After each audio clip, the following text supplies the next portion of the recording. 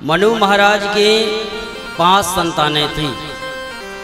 5 संतानों में 3 बेटियां और 2 बेटे थे, जिनमें हमने 3 बेटियों का चरित्र तो कल श्रवण किया। अब आइए मनु महाराज के जो छोटे पुत्र हैं, ऐसे श्री उत्तानपाद महाराज का चरित्र हम श्रवण करेंगे। जय उत्तानपादस्य सुनीति सुरुचिस्तयो सुरुचि प्रेयसी पत्नीर नेतराय स्तुतो ध्रुवः। महाराज उत्तानपाद के 2 रानियां हैं। कौन कौन? बोले सुनीति और सुरुचि। सुनीति से श्री ध्रुव जी महाराज का जन्म हुआ और सुरुचि से उत्तम का जन्म हुआ। बुद्धिमानी से यदि हम विचार करें तो हम ही उत्तानपाद हैं, और हमारे भी 2 रानियां हैं। कौन कौन सी? उत्तानपाद का मतलब क्या होता है? बोले उत ऊर्ध्व पाद स उत्तानपाद, जिसके ऊपर पैर और नीचे सिर हो, उसका मतलब है उत्तानपाद। तो हम लोग भी जब माँ के गर्भ में रहते हैं तो ऊपर पैर और नीचे सिर करके गर्भ में रहते हैं। महाराज उत्तानपाद की 2 रानियां थी, सुनीति और सुरुचि। हमारी भी 2 रानियां, बुद्धिमानी और मनमानी। परंतु महाराज उत्तानपाद ज्यादा प्रेम सुरुचि से करते हैं, सुनीति से नहीं। वही हम लोग भी कर रहे हैं। हम लोग बुद्धिमानी बुद्धि का प्रयोग कम करते हैं और मनमानी आचरण ज्यादा करते हैं। बुद्धिमानी कहती है कि भाई वह कार्य करो जो शास्त्रों ने आज्ञा दी है।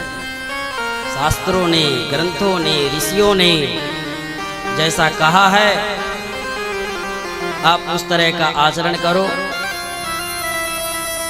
शास्त्र कहते हैं सत्य बोलो, झूठ नहीं बोलना चाहिए। तो हम लोग कथा भागवत में सुनते तो खूब हैं और सिर हिला हिला के मानते भी हैं कि महाराज जी ने बहुत अच्छी बात कही, परंतु जब उसको व्यवहार में लेने की बात आती है तो हम मनमानी बुद्धि का प्रयोग कर देते हैं। अरे वो कथा भागवत की बात अलग है भाई। व्यापार में संभव नहीं है, जब तक 10 रुपए की चीज हम 50 रुपए में नहीं पकड़ाएंगे तब तक हमारे धंधे कैसे चलेंगे? तब तो दुकानों में ही ताला लगना शुरू हो जाएगा। तो मनमानी बुद्धि का प्रयोग हम प्रायः ज्यादा करते हैं। उसी प्रकार महाराज उत्तानपाद सुरुचि से बहुत प्रेम करते हैं। सुरुचि का अर्थ होता है जैसी रुचि हो वैसा करो,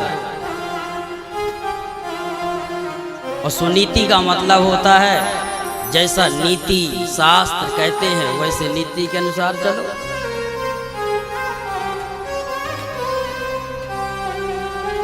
परंतु सुनीति के गर्भ से श्री ध्रुव जी महाराज का जन्म हुआ, जिन्होंने सारे कुल खानदान को ही तार दिया।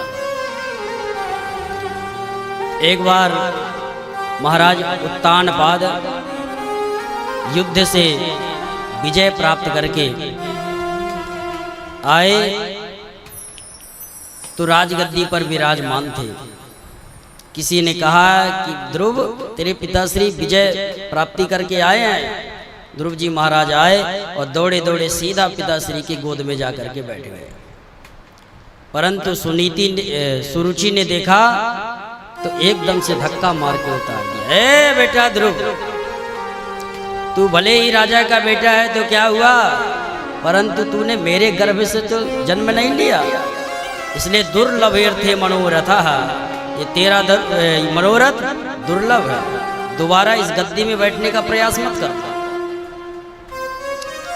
ध्रुव जी अवाक रह गए, माँ मैं इस गद्दी में नहीं बैठ सकता। क्यों? क्योंकि केवल मेरा जन्म आपके गर्भ से नहीं हुआ। तो बताइए मैं इस गद्दी में बैठने के लिए क्या करूं? तो सुरुचि कहती है कि यदि इस गद्दी में तू बैठना चाहता है तो पहले तपस्या कर। तपसाराध्य पुरुषम तस्यैव अनुग्रहेण वे गर्भे त्वं साधयात्मानं यदृच्छसि नृपासनम। यदि तुम इस गद्दी में बैठना चाहते हो तो पहले तुम जाकर के तप करो, और तप के प्रभाव से जब भगवान प्रकट हो जाएं तो वरदान मांग लेना कि मेरा तो जन्म सुरुचि के गर्भ से हो। अब इन वचनों ने भक्त और भगवान दोनों का अपमान कर दिया। भगवान से भी श्रेष्ठ अपने गर्भ को बता रही हैं सुरुचि। उस अपमान का घूंट पी करके श्री ध्रुव जी महाराज चले गए। ऐसे फुसकारे लिए जा रहे हैं जैसे कोई सर्प को डंडा मार दे तो घायल सर्प जैसे फुसकार लेते हुए जाता है, ऐसे ध्रुव जी महाराज चले जा रहे हैं। उनकी मां ने देखा, सुनीति ने।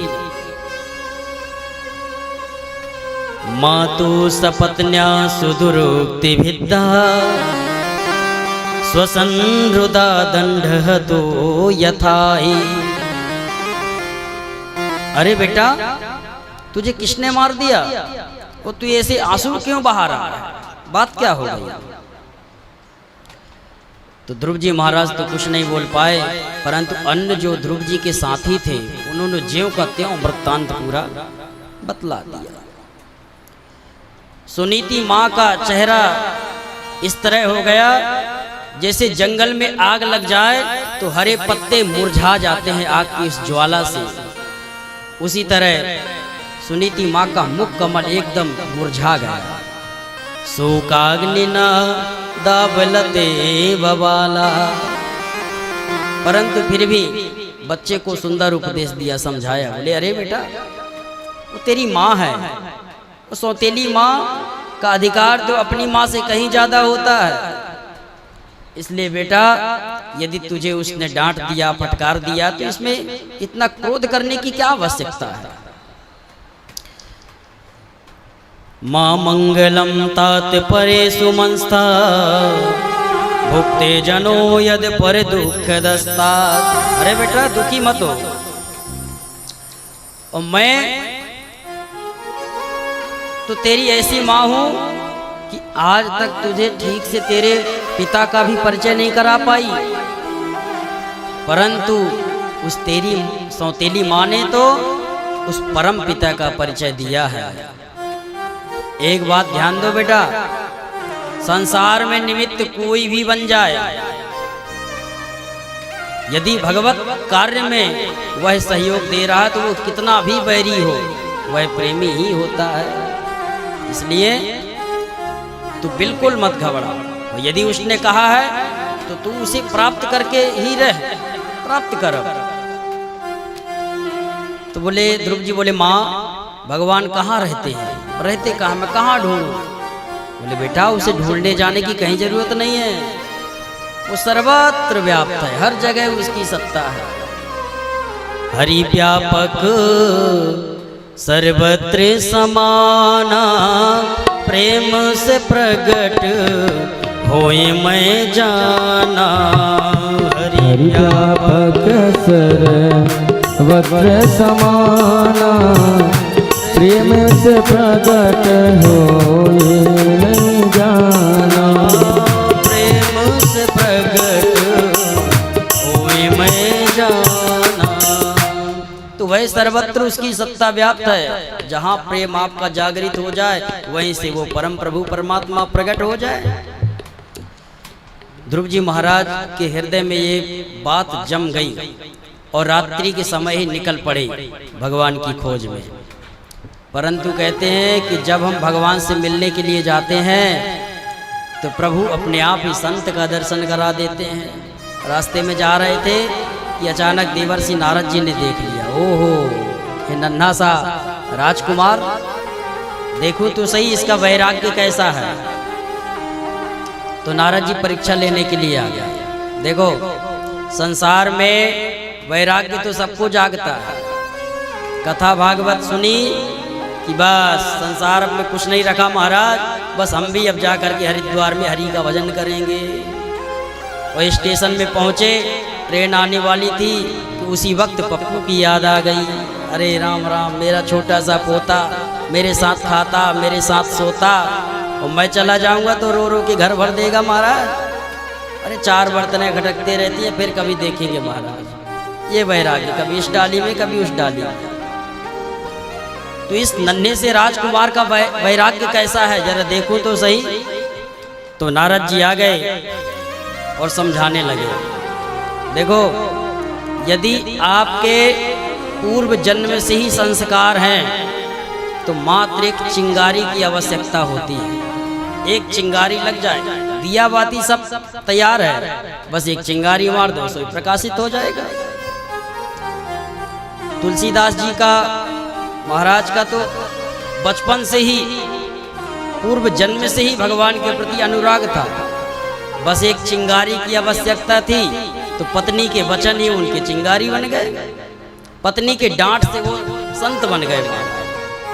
और लोग कहने लगे कि देखो, यदि तुलसीदास जी को किसी ने संत बनाया है तो उनकी पत्नी ने, वो अपनी पत्नी के डांट से संत बन गए। अरे भैया, पत्नी के डांटने से यदि कोई संत बन जाता तो आज घर घर संत ही महात्मा नजर आते। बोलो राधे राधे।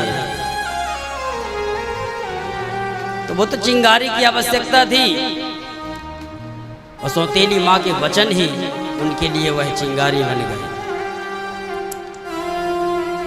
नारद जी महाराज आ गए। अहो तेज क्षत्रियाणाम मान भंगममुत्रजाम। अद्भुत तेज है इस क्षत्रिय राजकुमार का। तो पूछ दिया, कहो बेटा कहाँ जा रहे हो जंगल में? बोले हम प्रभु की खोज में जा रहे हैं। तो नारद जी महाराज समझाने लगे। देखो बेटा,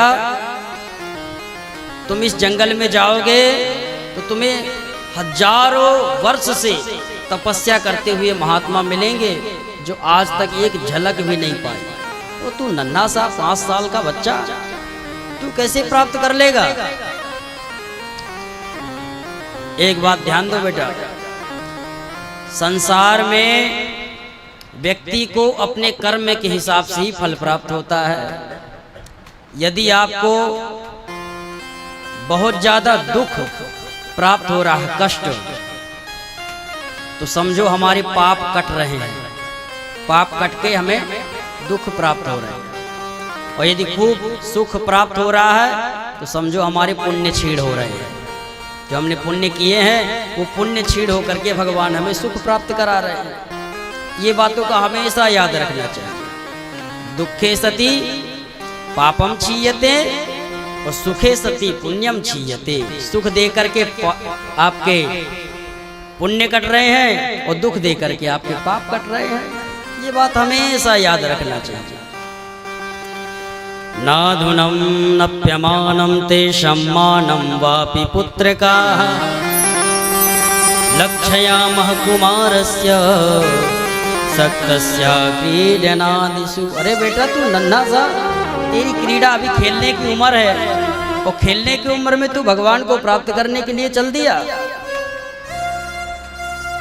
इसलिए जाओ और आराम से रहो। ऐसी मात सौतेली माँ के वचन का आप किसी प्रकार से बुरा मत मानो। बहुत समझाया नारद जी। मुनयः पदवीं यस्य निसंगे नोरु जन्म भी। नारद जी ने बहुत विस्तार से समझाया।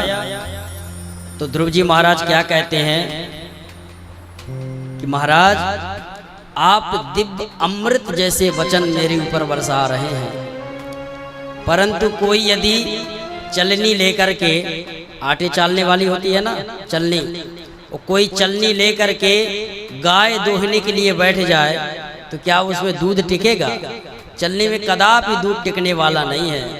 उसी प्रकार आप अमृत जैसी वर्षा कर रहे हैं वचनों की, लेकिन सौतेली माँ के वचनों से मेरा हृदय इतना छिन्न भिन्न हो गया उस छलनी की तरह कि आपका वह अमृत जैसा वचन आज मेरे हृदय में टिक नहीं पा रहा। यदि आप भगवान का मार्ग जानते हैं प्राप्त करने का तो बताइए, नहीं तो आप अपने रास्ते, हम अपने रास्ते चलते। नारद जी समझ गए कि ये पक्का चेला है, निश्चित रूप से भगवान को प्राप्त करके रहेगा। और दिव्य मंत्र ध्रुव जी महाराज की कान में दे दिया नारद जी ने। इस मंत्र का यह प्रभाव है कि यदि इस मंत्र को 7 दिन और 7 रात्रि पर्यंत यदि इसका निष्ठा पूर्वक जप कर लिया जाए तो सिद्धों के देखने की सामर्थ्य उसे प्राप्त हो जाती है। आकाश में विचरण कर रहे हुए जो देवता होते हैं उन देवता को व्यक्ति देख सकता है। ये मंत्र का प्रभाव है। ध्रुव जी महाराज ने वह मंत्र ग्रहण किया और तत्तात् गच्छ भद्रम ते यमुनायस्तटं शुचि पुण्यम मधुवनम यत्र सानिध्यम नित्यदार। यमुना के तट पर जाकर के मधुवन में जाकर के भजन किया और नियम लिया। सबसे पहले देखो तपस्या कैसे की जाती है। ध्रुव जी महाराज तपस्या कर रहे हैं। पहला नियम लिया, त्रात्रांते त्रात्रांते कपित्थ वदरासना। 3 दिन में एक बार क्या खाते हैं? कपित्थ और बदरी फल, जिसे बेर का फल भी कहा जाता है। वो भी कितने दिन में? 3 दिन में एक बार, और 3 दिन तक हाथ भी नहीं लगाते। और ये महीना चला, ये नियम 1 महीने तक चला। और दूसरा महीना लगा कि द्वितीय च तथा मासम षष्ठे षष्ठे भकूर दिने। दूसरा महीना लगा तपस्या का, तो अब यह नियम बंद कर दिया। अब 6 दिन में एक बार क्या पाते हैं? बोले पत्ते और घास। वो भी कितने दिन में? बोले 6 दिन में एक बार। ये तपस्या होती है। हम लोग थोड़ा कथा भागवत सुने कि संकल्प ले लिया कि नव दुर्गा में अब हम नवरात्रि पूरा निराहार रहेंगे। निराहार, कुछ भी नहीं खाएंगे 9 दिन तक। अब व्रत आरंभ हो गया। 1 दिन चला, 2 दिन चला, 3 दिन चला, चौथे दिन हॉस्पिटल में भर्ती करना पड़ा। बोलो राधे राधे। तो नियम पहले शरीर को तो कसो। ठीक तक अभी एकादशी भी अच्छे से कभी किए नहीं और सीधा नव दुर्गा में व्रत ले लिया निराहार का। पहले शरीर को कसो, सामर्थ्य तो बनाओ। तो 6 दिन में एक बार क्या खाते हैं? बोले पत्ते घास। और जैसे ही तीसरा महीना लगा कि नियम और कठोर कर दिया। नव में हनी। अब 9 दिन में एक बार क्या? बोले अब घास पत्तों को भी छोड़ दिया और केवल जल पी करके रहते हैं। जल पीते हैं केवल, वो भी 9 दिन में एक बार। और जैसे ही चौथा महीना प्रारंभ हुआ कि द्वादशे हनी। अब 12 दिन में एक बार क्या? बोले अब तो जल को भी छोड़ दिया और केवल हवा खा करके रहते हैं। हवा पान करके ही केवल। और तपस्या प्रारंभ। और 5वां महीना लगा कि अब तो हवा का भी त्याग कर दिया और ऐसा प्राणायाम चढ़ाया कि ध्यायन ब्रह्म पदे के न तस्थो स्थाणु निवाचला। ऐसा प्राणायाम चढ़ाया कि सारे जीव जंतु का प्राण अवरुद्ध कर दिया। सब देवता पहुंच गए भगवान की शरण में। क्या हुआ? बोले महाराज सांस नहीं ले पा रहे हैं, क्या करें?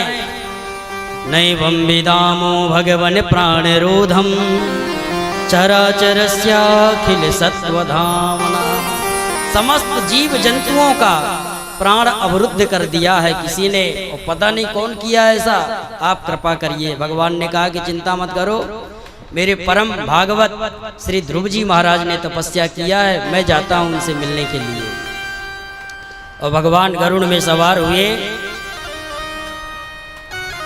और गरुड़ में सवार होकर के सीधा पहुंच गए ध्रुव जी के पास। परंतु ध्रुव जी महाराज नेत्र नहीं खोल रहे। क्यों? क्योंकि उन्हें दिव्य छटा भगवान की अंदर अपने हृदय में दिखाई दे रही है, तो इसलिए नेत्र खोलने की क्या आवश्यकता है। भगवान ने कहा इसको मेरी छटा अंदर दिखाई पड़ रही है, जब तक वो छटा अंदर की गायब नहीं होगी तब तक ये नेत्र खोलने वाला नहीं है। भगवान ने तुरंत अंदर की छटा को गायब की और ध्रुव जी महाराज ने जैसे ही नेत्र खोले तो जो अंदर विराजमान थे वही बाहर दिखाई पड़ गए। बोल भक्त वत्सल भगवान की।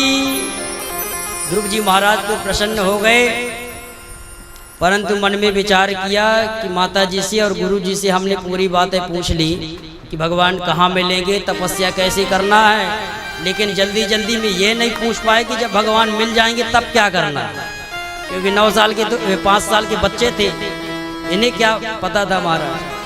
अब ध्रुव जी महाराज शांत बैठे हुए हैं। भगवान ने अपनी गोद में बैठाया और अपना शंख ध्रुव जी महाराज के गाल से कपोल से लगा दिया। ध्रुव जी महाराज को पूरा वेद वेदांत उसी वक्त कंठस्थ हो गया। ध्रुव जी महाराज ने अद्भुत स्तुति की भगवान की। योऽन्ता प्रविश्य मम वाचमिमां प्रसुप्तां संजीवयत्यखिल शक्तिधरः स्वधाम्ना अन्याश्च हस्तचरणश्रवण त्वगादि प्राणान्नमो भगवते पुरुषाय तुभ्यं। हे प्रभु, आप ही समस्त जीव जंतुओं के अंदर प्रविष्ट होकर के कार्य करते हो। योऽन्तः प्रविश्य मम वाचमिमां प्रसुप्ताम्।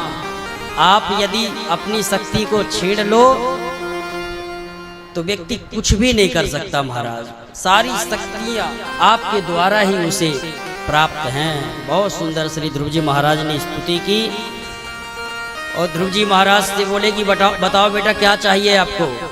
बोले महाराज चाहे तो राजगद्दी थे, परंतु अब आपको देखने के बाद हमें कुछ नहीं चाहिए। बोले बेटा जब तुम्हें राजगद्दी चाहिए तो जाओ 36,000 वर्ष तक तुम राज करो, खूब वैभव साम्राज्य का भोग करो और फिर अंत में मेरा दिव्य पार्षद बन के प्रकट हो जाना। वही ध्रुव जी महाराज आज ध्रुव तारे के रूप में विद्यमान है। आज सारे जगत में उनका नाम हो गया। नारद जी भी बड़े प्रसन्न हो गए। जब भी कहीं ध्रुव जी की चर्चा होती है सोई नारद जी पहुंच जाते हैं। कहो किसकी चर्चा कर रहे हो? बोले ध्रुव जी की। जानते हो उनके गुरु कौन है? बोले कौन है? बोले हम अपने राम से मिलो, हम ही उनके गुरु हैं, हमने ही इतना ज्ञान दिया जो भगवान को प्राप्त कर लिया। तो यदि शिष्य सामर्थ्यवान मिल जाए तो गुरु का भी बहुत नाम होता है, गुरु की भी बड़ी कीर्ति होती है। नारद जी आज बड़े प्रसन्न हैं। ध्रुव जी महाराज ने 36,000 वर्ष तक राज्य किया और जब जाने लगे विमान में बैठने लगे कि मृत्यु देवता प्रकट हो गए। कहाँ जा रहे हो महाराज? ये मृत्यु लोक है, मुझे भी स्वीकार करो। ध्रुव जी ने कहा कि आओ और इधर बैठ जाओ। मृत्यु देवता को तुरंत बैठा लिया और उनके सिर पर पैर रख करके विमान में जा करके चले गए। भक्ति में वो शक्ति होती है कि मृत्यु को भी सिर झुका करके कहना पड़ता है प्रभु अब आप चलिए, आज्ञा दीजिए तो आपको मैं लेकर के चलूं। ये सामर्थ्य भक्ति में होती है।